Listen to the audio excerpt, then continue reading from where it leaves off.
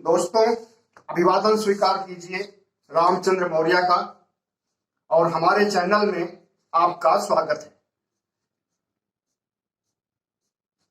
आज हम चर्चा करेंगे जातिगत जनगणना या ओबीसी जनगणना पर, क्योंकि आज मोदी सरकार ने सुप्रीम कोर्ट में बयान देकर के यह कह दिया कि हम ओबीसी जनगणना नहीं करा सकते हैं। क्यों नहीं करा सकते हैं, उसकी वजह क्या बताया है कि जातिगत जनगणना बहुत जटिल चीज है और इसमें बहुत सी खामियां हैं और बहुत सी त्रुटियां हैं, हो सकती हैं, इसलिए इसे कराना सही नहीं रहेगा। अब विचाराधीन था अभी तक जातिगत जनगणना होना, और इसके पहले नीतीश कुमार और तेजस्वी यादव मिल चुके थे प्रधानमंत्री जी से कुछ समय पहले और उन्होंने मांग किया था। सिर्फ उन्होंने ही नहीं बल्कि पूरे देश से यह मांग उठी थी। पूरा ओबीसी समाज इस बात पर अड़ा हुआ था कि ओबीसी जनगणना लागू होनी चाहिए। अब आगे हम आपको बताएं कि ओबीसी जनगणना क्या होती है, क्यों होती है और क्यों जरूरी है। उसके पहले बता दें कि ओबीसी जनगणना है क्या। दरअसल आजादी के बाद 1931 में पहली बार ओबीसी जनगणना अंग्रेजों ने करवाई थी। उसमें ओबीसी की 54% भागीदारी थी पूरे देश में, 54% जनसंख्या उनकी थी।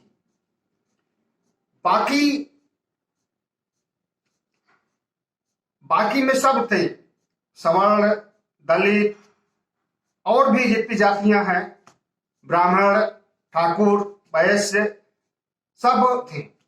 लेकिन अब सरकार ये क्यों नहीं कराना चाहती है, उसकी वजह है कि अगर 54% से भी ज्यादा, जैसा कि संभावना है कि 54% से भी ज्यादा ओबीसी की जनसंख्या हो गई है, ओबीसी की जनसंख्या 54% से ज्यादा अगर है तो जितना ज्यादा होगी उतनी ज्यादा भागीदारी देनी होगी। अभी 54% है और आरक्षण कितना दिया जा रहा है, 27%, मतलब 54 का आधा।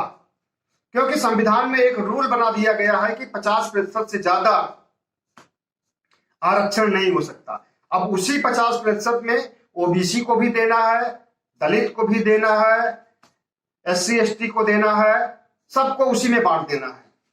लेकिन जब ये जनगणना होगी और पता चलेगा कि हाँ ओबीसी 60% है, तो ओबीसी समाज बैठा नहीं रहेगा, फिर वो अपनी हिस्सेदारी पूरी मांगेगा, जैसा कि जगदेव प्रसाद ने कहा था और भी कई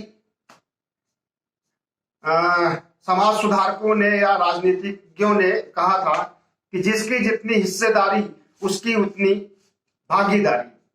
तो 60% अगर भी जनसंख्या इनकी बढ़ गई है, ओबीसी की 60 तक हो गई है, तो 60% अगर आरक्षण ओबीसी को हो जाएगा तो बाकी जो है 20% में तो ये एससी एसटी भी आ जाएंगे। इस तरह से 80% तक आरक्षण देना पड़ जाएगा।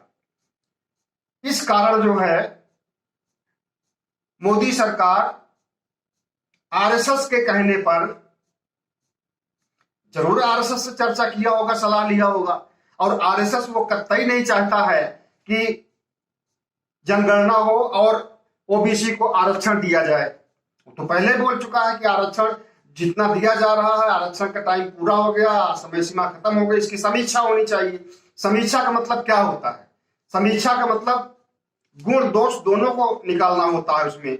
लेकिन जब समीक्षा की जाएगी तो दोष निकाला जाएगा कि हाँ आरक्षण में क्या दोष है, गुण नहीं निकाला जाएगा उसका कि हाँ आरक्षण से कितना फायदा हुआ है ओबीसी समाज को और कितना और होना चाहिए। वैसी समीक्षा नहीं होगी। तो आरएसएस का समीक्षा करने का अलग नजरिया भी है। वो तो चाहता है कि जो है ओबीसी, दलित, ये सब पहले जैसे बने रहें, शूद्र बने रहें, नीच बने रहें, हमें कमा के खिलाते रहें और हमारी सेवा करते रहें। उसका तो शुरू से ये मानना है। जब वो मनुस्मृति को संविधान बनाना चाहता है तो उसी मनुस्मृति को लागू करना चाहता है, और वो मनुस्मृति कभी नहीं चाहेगी कि एक शूद्र को शासन में, प्रशासन में, राजनीति में हिस्सा दिया जाए। तो जब ऐसी सोच की सरकार है, ऐसी सोच मोदी सरकार लेकर चल रही है, आरएसएस के प्रचारक रहे हैं। मोदी जी ने खुद कहा है, प्रधानमंत्री बनने के बाद भी कहा है कि हम तो शुरू से आरएसएस के प्रचारक रहे हैं और आज भी प्रचारक हैं। तो जब आरएसएस के एजेंट के रूप में वो काम कर रहे हैं, भारत सरकार को संभाल रहे हैं, तो कैसे वो ओबीसी जनगणना को लागू कर सकते हैं। रही बात अब विपक्ष की, जैसे उधर सुप्रीम कोर्ट में इन्होंने बयान दिया, वैसे जंगल के आग की तरह ओबीसी जनगणना की खबर फैल गई। लालू यादव ने ट्वीट किया, अखिलेश यादव ने, कांग्रेस पार्टी ने, जो कांग्रेस पार्टी कभी 70 सालों में ओबीसी जनगणना का नाम नहीं ली थी, वो भी आकर के मैदान में खड़ी हो गई है। कांग्रेस पार्टी, जितनी भी राजनीतिक पार्टियां हैं, बसपा भी है, वो ये नहीं कह सकती ओबीसी जनगणना नहीं होनी चाहिए। बसपा भी, क्योंकि अगर ये लोग जो भी ओबीसी के खिलाफ बोलेगा उसको ओबीसी एक वोट भी नहीं देगा, इसलिए कोई भी बचेगा इसको विरोध करने से। रही बात भाजपा की, तो भाजपा की जो किरकिरी हो रही है, वो मतलब एक तो वैसे कोरोना से, किसान आंदोलन से, बेरोजगारी से भाजपा की हालत पतली थी। अब ओबीसी जनगणना से इनकार करके उसने अपने पैर पर कुल्हाड़ी मार लिया। अगर ओबीसी जनगणना की बात मान लेती और ओबीसी को खुश कर देती जनगणना की बात मान करके, तो शायद उसकी सरकार फिर बन सकती थी और ओबीसी के काफी वोट उसको मिल सकते थे। लेकिन अब ये गेंद अखिलेश यादव के पाले में चली गई। अखिलेश यादव किस रूप में इसका उपयोग कर सकते हैं अपनी सरकार बनाने के लिए, जीत सुनिश्चित करने के लिए, ये उनके ऊपर निर्भर करता है। वैसे अखिलेश यादव चूक नहीं रहे हैं, वो बड़ी बारीकी से, उनको पता था कि क्या होने वाला है, ये मानेंगे नहीं, बड़ी बारीकी से अपना ओबीसी कार्ड खेल रहे हैं। और इस समय 7 पदयात्राएं चल रही हैं, 7 जातियों की 7 पदयात्राएं चल रही हैं। उसमें जो मुख्य जातियां हैं सबकी पदयात्राएं, कुशवाहों की, पटेलों की, लोधियों की, सबकी पदयात्राएं चल रही हैं। और हर जगह ओबीसी के नेताओं से, छोटे नेताओं से, बड़े नेताओं से एक दूसरे के संपर्क में है और अपनी पार्टी को मजबूत कर रहे हैं। और ऐसे में जब चुनाव नजदीक आ रहा है, तो मोदी सरकार ने, जो कि पहले कहा जाता था कि मोदी सरकार या मोदी जी तो खुद जो है चाहते हैं कि पिछड़ी जातियों का उत्थान हो, और उन्होंने 27 मिनिस्टर भी बना दिए केंद्र में। तो 27 मिनिस्टर जो बनाया था, वो कार्य अब इसके सामने फीका पड़ गया है, उससे कोई फायदा होने वाला नहीं है। अगर ओबीसी जनगणना की बात मान लेते, तो ओबीसी जनगणना अभी तो है नहीं, अभी तो शुरू हुई है जनगणना 2021 की, और उसको शामिल कर लेते तो ये तो जाकर के 2024 के बाद इसके रिजल्ट आते हैं, और तब तक इनकी दोनों सरकारें बन जाती, उत्तर प्रदेश की भी बन जाती और केंद्र की भी बन जाती। लेकिन मोदी सरकार को गलत सलाहकार मिल गए, और अगर आरएसएस की सलाह से ऐसा हुआ है, तो आरएसएस ही मोदी के पतन का कारण होगा। वो समय के नब्ज को नहीं पहचान पा रहा है, और मोदी जी भी समय की नब्ज को नहीं पहचान पा रहे हैं। अभी तो मंडल कमंडल टकराया हुआ था भारतीय जनता पार्टी में, कमंडल को पकड़ लिया योगी जी ने और मंडल को पकड़ लिया था मोदी जी ने। टकराहट हुई, कमंडल की जीत हुई, मंडल की हार हुई। अब अपनी एक भी बात नहीं मनवा सके योगी से। योगी के साथ आरएसएस खड़ा है और आरएसएस की वजह से मोदी सरकार की हिम्मत नहीं है कि एक अपना अरविंद शर्मा नाम के आदमी को उप मुख्यमंत्री या किसी पद पर रख सके या पार्टी में अध्यक्ष उपाध्यक्ष कुछ भी बना सके। तो अब मंडल 2 शुरू हो जाएगा, वो मतलब इस समय से, आज की डेट से, और इसके लिए बहुत बड़ा आंदोलन छिड़ेगा। लालू यादव ने इसके संकेत दे दिए हैं कि ये तोता मैना का और गाय का, बछड़े का और भैंस का, इसका तो जनगणना कर लेते हैं, लेकिन जो पिछड़े हैं, दलित हैं, वंचित हैं, उनकी जनगणना नहीं कर रहे हैं। अगर उनकी जनगणना करते तो ये समझ में आ जाता कि भारत में ओबीसी की क्या स्थिति है, उनकी आर्थिक स्थिति कैसी है, सामाजिक स्थिति कैसी है, रहन सहन कैसा है, खान पान कैसा है, सब कुछ उजागर हो जाता। और जब ये उजागर होता तो उनको देना पड़ता, जितनी उनकी भागीदारी है उसको पूरा करना पड़ता। असल में ऊंची जातियों का वर्चस्व बनाए रखने के लिए, ऊंची जातियों का वर्चस्व हर जगह है। पीएमओ में, प्रधानमंत्री कार्यालय में 89 एम्प्लॉय हैं। एम्प्लॉय मतलब कि बड़े अधिकारी, जो कि सेक्रेटरी, संयुक्त ज्वाइंट सेक्रेटरी, डिप्टी सेक्रेटरी, इन पदों पर 89 पद हैं और 89 के 89 पूरे सवर्ण जातियों से भरे हुए हैं। उसमें एक भी ओबीसी नहीं है और एक भी एससी एसटी नहीं है। मतलब कि पीएमओ में 100% आरक्षण ऊंची जातियों का है। इसी तरह से न्यायालय में, सुप्रीम कोर्ट में देखिए कितने ओबीसी हैं, कितने एससी एसटी के हैं। मुश्किल से 3% या 4%, इससे ज्यादा नहीं है। मतलब कि 95-96%, और उसमें से सिर्फ ब्राह्मण 90% न्यायालय में।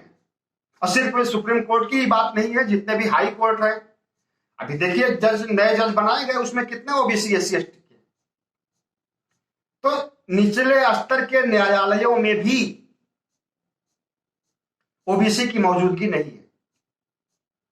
अगर जनगणना हो जाती तो ये मौजूदगी मजबूरन देनी पड़ती। बाबा साहब भीमराव अम्बेडकर ने जो संविधान बनाया है उसमें समानता का अधिकार और सामाजिक न्याय, ये सब सुनिश्चित किया गया है, लेकिन उसका अनुपालन नहीं हो रहा। बाबा साहब ने संविधान सभा में कहा भी था कि संविधान तो बन गया है, लेकिन यह निर्भर करेगा लागू करने वालों पर। लेकिन लागू करने वालों की जब नीयत ही नहीं सही होगी, आरक्षण देने के लिए उनका जज्बा ही नहीं होगा, संविधान की बात ही नहीं मानेंगे, तो कैसे वो ओबीसी जनगणना करा सकते हैं। अब इसका असर चुनावों पर पड़ेगा। सिर्फ उत्तर प्रदेश के चुनाव नहीं, उत्तराखंड, पंजाब, जितने भी 5 राज्यों के चुनाव होने वाले हैं, हर जगह ओबीसी की संख्या ज्यादा है। और अभी तक ओबीसी में चेतना नहीं थी, लेकिन अब इस चीज को लेकर ओबीसी के नेता इतनी तेज में राग अलापेंगे कि एक अनपढ़, अशिक्षित ओबीसी को, किसान को भी जो है इसकी जानकारी हो जाएगी। और भारतीय जनता पार्टी में जितने भी ओबीसी एससी एसटी के सांसद हैं, वो सब चाहते थे कि जनगणना हो, और उनको आज भारी निराशा हुई है, क्योंकि अगली बार वो चुन करके नहीं आने वाले हैं, न तो विधानसभा में और न लोकसभा में। जहां तक राम मंदिर की बात है, राम मंदिर का मामला फिसल चुका है हाथ से। मंदिर कोर्ट के आदेश के अनुसार बन रहा है, उसमें मोदी का और किसी का कोई योगदान नहीं माना जाएगा, आरएसएस का कोई योगदान नहीं माना जाएगा। और फिर अब जो है ओबीसी एससी एसटी में अंबेडकरवाद की चेतना बहुत तेजी से आगे बढ़ रही है, बुद्धिज्म और अंबेडकरवाद की। अंबेडकरवाद का मतलब होता है कि मनुवाद का खात्मा, और उस मनुवाद का को जो अभी तक अपनाए हुए थे उसके बजाय अंबेडकर के रास्ते पर चलेंगे। बहुत तेजी से सोशल मीडिया में देखिए तो इनके आईटी सेल के अलावा बाकी अंबेडकरवादी छाए हुए हैं। इनके मीडिया सेल जो है, अमित मालवीय जिसके हेड हैं, मुट्ठी भर लोग उसमें हैं, या अपने बात को गलत ढंग से पेश करते हैं, गलत समाचार को तोड़ मरोड़ करके फर्जी चीजें परोसते हैं वो मोदी के पक्ष में। लेकिन सोशल मीडिया का एक बड़ा हिस्सा अंबेडकरवाद और बुद्धिज्म से पटा हुआ है और लोगों में चेतना आ रही है। तो जो लोग अंबेडकरवादी बन रहे हैं वो राम पर, कृष्ण पर और देवी देवताओं पर भरोसा करने वाले नहीं हैं। वो टाइम निकल गया अब जब इन पर भरोसा करते थे और इनके लिए लड़ने के लिए, मरने के लिए, बाबरी मस्जिद गिराने के लिए निकल पड़ते थे। अब चेतना सोशल मीडिया कुछ जगा रहा है, कुछ हमारे युवा पढ़े लिखे जगा रहे हैं और कुछ नेता लोग भी। समय अब बहुत तेजी से बदल चुका है और बदल रहा है। अब जो है, अगर ओबीसी के हितों की बात मोदी सरकार या आरएसएस नहीं करेगा, इसका वही हाल होगा जो 1984 में हुआ था। 2 सीटें हो सकता है कि वो भी हाथ से निकल जाए, 0 पर आ जाए। और ओबीसी जनगणना को नजरअंदाज करने या उसे न मानने से बहुत बड़ा संदेश ये गया है कि मोदी जी ओबीसी विरोधी है, पिछड़ी जातियों के विरोधी हैं। अभी तक तो 27 लोगों को उन्होंने अपने मंत्रिमंडल में रख करके ये ढिढोरा पिटवा दिया था कि हम बड़े हितैषी हैं।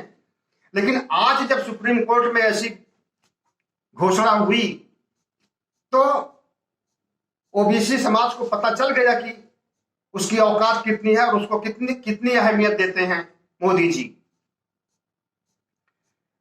अब रही बात ओबीसी संगठन को कैसे तोड़ा जाए, इनकी एकता को कैसे भंग किया जाए, इस पर विचार आरएसएस और बीजेपी कर रही है। उसको तोड़ने के लिए इनके पास एक बहुत बड़ी काट है और उसको आजमाना चाहते हैं।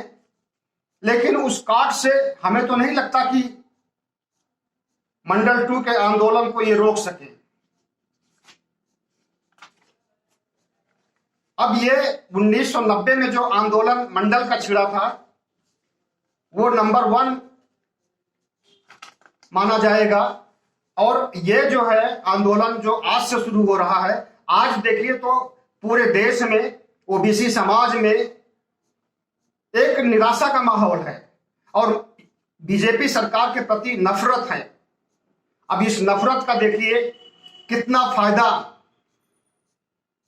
पिछड़ी जातियों को या समाजवादी पार्टी को मिलता है, ये इनके ऊपर निर्भर करेगा कि कितना ये उसको कैप्चर कर सकते हैं, उसको अपनी तरफ खींच सकते हैं। हाँ, तो मैं कह रहा था कि राघवेंद्र कमेटी एक बनाई गई थी, तो राघवेंद्र कमेटी ने सिफारिश किया था कि ओबीसी समाज को 3 भागों में बांट दिया जाए। मतलब ओबीसी समाज को खंड खंड पाखंड करने के लिए कमेटी बैठाई गई और कमेटी ने अपनी बात रख दी और वो ठंडे बस्ते में पड़ा हुआ है। अब ये लोग ये चाहते हैं कि इस कमेटी के अनुशंसाओं को लागू कर दिया जाए और ओबीसी समाज को 3 भागों में बांट दिया जाए। एक जिसको ये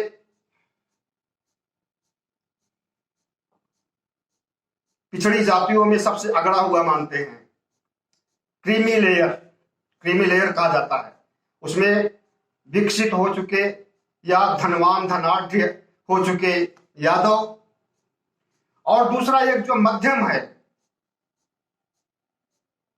न तो वो बहुत गरीब है ओबीसी में, न बहुत अमीर है, और तीसरा जो है अति पिछड़ा। तो इन तीनों खंडों में बांट देने पर इनको सहूलियत हो जाएगी कि इनका जो साम दाम दंड भेद की नीति है वो कारगर हो जाएगी। साम दाम तो चल नहीं पा रहा है, जबरदस्ती ताकत लगा करके अमित शाह की चाणक्य बुद्धि तो अब चल नहीं पा रही है, न चल पाएगी। पैसा दे, दाम का मतलब पैसा, पैसा दे करके भी नहीं हो सकता कि ओबीसी को खरीदा जा सके। दंड और भेद, भेद इसको कहते हैं कि 3 टुकड़ों में बांट दो और एक एक टुकड़े को अपने फेवर में कर दो। तो ये मोदी सरकार की नीति है। अब राघवेंद्र कमेटी को लागू करने का मन बना रही है। अभी वो कहां तक अपने गले में फांसी का फंदा डाल चुकी है जो उसको ढीला कर पाएगी या और कस देगी। हमें तो लगता है कि राघवेंद्र कमेटी की सच्चाई भी उजागर हो जाएगी जब ओबीसी में, तो मोदी सरकार कहीं की नहीं रहेगी। तो बहुत इस समय देश में ओबीसी की जनगणना की बातें हो रही हैं, हर स्तर पर हो रही हैं, ऊपर से नीचे तक हो रही हैं। और इनको अगर इनका अधिकार नहीं दिया गया, इनकी जनगणना नहीं की गई, इनकी गरीबी और मजबूरी और इनकी सामाजिक स्थिति को नहीं सुधारा गया, तो एक दिन भारतीय जनता पार्टी का अस्तित्व ही खत्म हो जाएगा। वो अपने आप जो है अपना अस्तित्व मिटाना चाहती है। याद होगा आपको कि 2017 में ओबीसी के वोट से ही भारतीय जनता पार्टी आई थी सत्ता में और भारी बहुमत से। और 2019 के लोकसभा चुनाव में भी ओबीसी का पूरा वोट मोदी जी को गया था। लेकिन अब समीकरण बदल गया है, अब रुख बदल गया है, अब हवा बदल चुकी है। अगर अभी भी मोदी सरकार नहीं चेतती है तो शायद उत्तर प्रदेश का चुनाव भी और केंद्र का चुनाव भी उसके लिए वाटरलू साबित होगा। बहुत बहुत धन्यवाद। हमारा वीडियो अच्छा लगा हो तो सब्सक्राइब कीजिएगा, लाइक कीजिएगा, शेयर कीजिएगा। धन्यवाद।